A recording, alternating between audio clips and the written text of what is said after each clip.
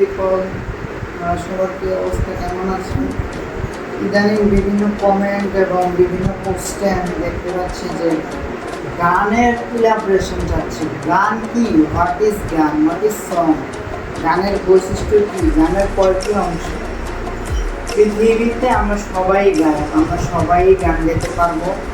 আমরা যে 7টি সুরে গান বাঁধা, সেই 7টি সুর দিয়ে আমরা কথা বলি দৈনন্দিন জীবনে, এবং আমরা বাংলা এবং ইংরেজি এবং যে কোনো ভাষার গ্রামার যেভাবে আমরা শিখি, গ্রামার শেখার পর আমরা সেই ভাষাটাকে আয়ত্ত করি, সেভাবে গানেরও কিছু নিয়ম শৃঙ্খলা আছে। আর গান জিনিসটা কি? অনেকে মনে করে একটু গিটার বাজালাম, সুর দিলাম, তাল দিলাম, এগুলো দিয়ে গান হবে না। একটা হচ্ছে তুমি হাতে কলমে শিখে নিয়ে, আর আরেকটা হচ্ছে তোমার পুঁথিগত বিদ্যা। তো সঙ্গীতের ভাষায় আমরা যারা সঙ্গীত শিল্পী অথবা গান পছন্দ করি, গান ভিডিও দেখি, গান শেখার চেষ্টা করি, কিন্তু দিন শেষে শেখা হয়ে ওঠে না, গলা মিলে না, সুর ঠিক থাকে না, তাল ঠিক থাকে না। তো সঙ্গীতের ভাষায় আমরা বলে থাকি যে মানুষের মনের ভাব যখন কথার মাধ্যমে সুর তাল লয় মিলিয়ে উপস্থাপনা করা হয়, তখন তাকে গান বলে। কি করেছি কথাটা? মানুষের মনে গান আপনার নর্মাল গিয়ে যাবেন, গান হবে, কিন্তু গানের যে মূল থিম সেটা কখনোই হবে না। গান হচ্ছে সুর তাল লয় মিলিয়ে মনের ভাব, আপনার ফিলিংস, মনের একদম গভীর ফিলিংস থেকে আপনার গানটা গাইতে হবে, তাহলে আপনার গানটা গান। গানের বৈশিষ্ট্যগুলো হচ্ছে, প্রথমে গান কোনো একটি ভাব বা বিষয় নিয়ে রচিত হয়। কোনো ভাব বা বিষয়, যে আমরা যেমন বাংলা, ইংলিশ, ফিজিক্স, কেমিস্ট্রি বিভিন্ন বিষয়, সেই গানের মধ্যে কোনো ভাব বা ভাব এবং বিষয় নিয়ে সেটি রচিত হয়।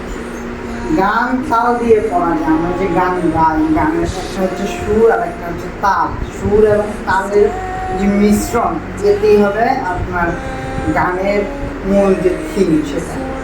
গানের এক লাইনের সঙ্গে পরের লাইনের শব্দ মিলে থাকে, তবে কোনো একটি লাইন গানের মধ্যে বারবার ফিরে আসে। অর্থাৎ কী বলেছে, গানের এক লাইনের সঙ্গে পরের লাইনের শেষ শব্দ মিলে থাকে এবং একটি লাইন গানের মধ্যে বারবার ফিরে আসে।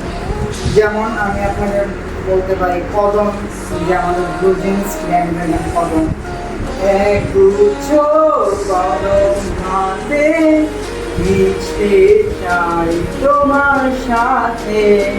এই লাইনটা কিন্তু আপনার খেয়াল করে দেখতে পাবেন, প্রথম অন্তরাতে রয়েছে দুর্গা এবং শেষ অন্তরাতে রয়েছে 4 পদ। অন্তরা হচ্ছে গানের মধ্যখান, গানের মুখ হচ্ছে গানের শুরু, অন্তরা হচ্ছে মধ্যখান, এরপর হচ্ছে সঞ্চারী, এরপর হচ্ছে আবহ। হ্যাঁ, এরপরে হচ্ছে গানের বৈশিষ্ট্যের মধ্যে কথা, সুর ও গানকে সমন্বয়ে সৃষ্টি হয় গান। কথা হচ্ছে লিরিক্স। সুর আমরা সবাই বলে থাকি, যেটা দিয়ে আমরা গান করি, গানের সুর। আর গায়কি মানে হচ্ছে ভোকালিস্ট, যে ভোকাল দিয়ে আমরা গানটা করবো সেটা হচ্ছে গায়কি। আর গানের 4টা অংশ থাকে। একটা হচ্ছে স্থায়ী বা মুখরা, মানে মুখরা যেটা বলছে শুরু। অন্তরা হচ্ছে মধ্যখানের প্রথম পার্ট, সঞ্চারী মধ্যখানের দ্বিতীয় পার্ট, আবহ শেষ পার্ট, এটা আমাদের শেষ। আর গানের 3টি সাধারণ সুর ভিন্ন ভিন্ন হয়।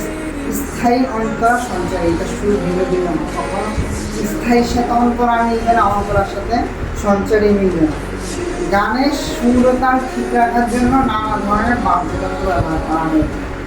আমরা চাইলে খালি গলায়ও গান গাইতে পারি এবং সেই সুর ঠিক থেকে বিভিন্ন ধরনের বাদ্যযন্ত্র বাজিয়ে সেই গান শুরু করে গানটাকে আরও ভালোভাবে উপস্থাপন করতে হবে, সেটাই বলা হচ্ছে।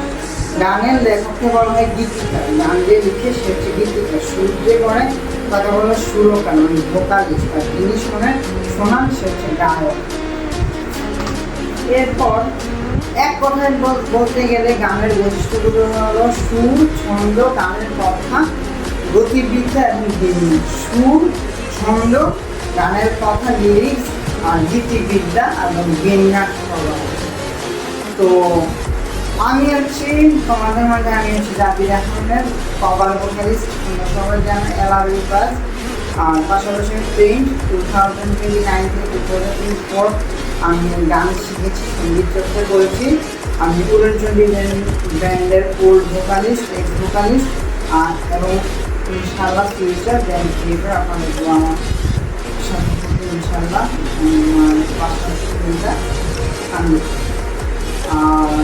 ইলাব্রেশন যেটা বললাম, মুখা শুরু অন্তরা মধ্য সঞ্চয়ী মধ্যে অভব শেষ, সিম্পল। এখানে আর কারো কোনো প্রশ্ন থাকলে অবশ্যই কমেন্টে করতে পারেন, আমি অবশ্যই তার মধ্যে ভিডিও নেব।